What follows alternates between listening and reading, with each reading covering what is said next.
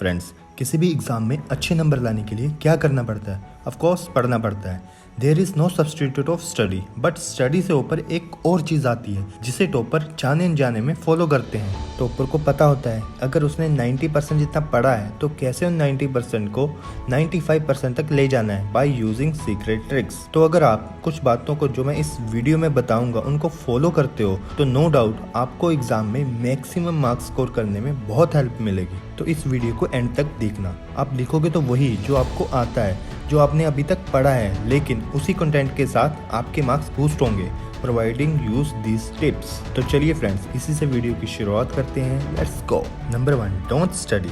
जी हाँ, सही सुना आपने, पढ़ाई नहीं करनी है। अगर आपको स्कोर मैक्सिमम करने हैं तो पढ़ाई नहीं करनी है। लेकिन कब? एग्जाम के एक दिन पहले। एग्जाम के एक दिन पहले किताबों को हाथ भी नहीं लगाना है। लेकिन क्यों?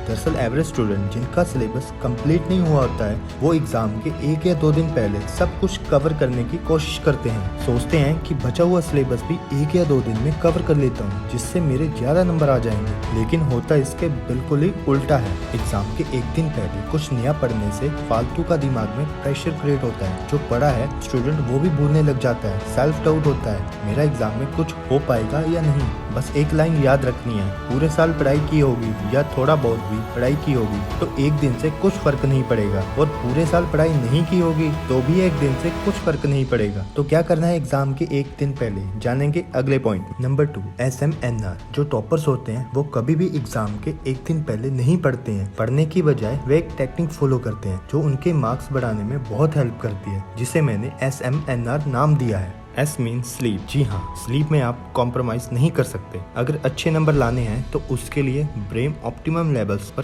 काम करना चाहिए। इसीलिए 7 से 8 घंटे की नींद जरूर लें before attempting your paper. Second thing is M means meditation. आपको मेडिटेशन करना है ताकि आपका दिमाग शांत रहे, फोकस्ड रहे और आप पेपर में सिली मिस्टेक को अवॉइड कर पाओ। एंड N मीन न्यूट्रिशन, मतलब अच्छा खाना खाना है। चावल, समोसा, कचौरी, तली चीजें नहीं खानी है। एंड लास्टली R मीन्स आप चाहो तो रिवाइज कर सकते हो, लेकिन नया कुछ नहीं पढ़ना है। कुल मिलाकर आपको खुद को शांत रखना है। किसी तरह की नेगेटिविटी, अनइजीनेस नहीं होनी चाहिए। फ्रेंड्स, ये तो हुई 2 बातें जो आपको एग्जाम से एक दिन पहले याद रखनी है। आपको नया कुछ भी नहीं पढ़ना है और दिमाग को शांत रखना है। लेकिन कुछ बातें हैं जो पेपर शुरू करने से पहले आपको ध्यान रखनी है। तो वो क्या है बताता हूँ next point. Number 3, use 15 minute smartly. Friends, paper solve करने से पहले 15 मिनट पेपर एनालाइज के लिए दिए जाते हैं। तो आपको उन 15 मिनट ऐसे यूटिलाइज करना है कि वो 15 मिनट आपके बोर्ड एग्जाम अच्छे नंबर हासिल करने में रामबाण साबित हो। फ्रेंड्स, दरअसल बहुत सारे स्टूडेंट बोर्ड एग्जाम का पेपर देखने के बाद घबरा जाते हैं। यार पेपर तो बहुत टफ है, मुझे तो पेपर में कुछ भी नहीं आता है, अब मेरा क्या होगा, मैं इसे कैसे सोल्व करूंगा।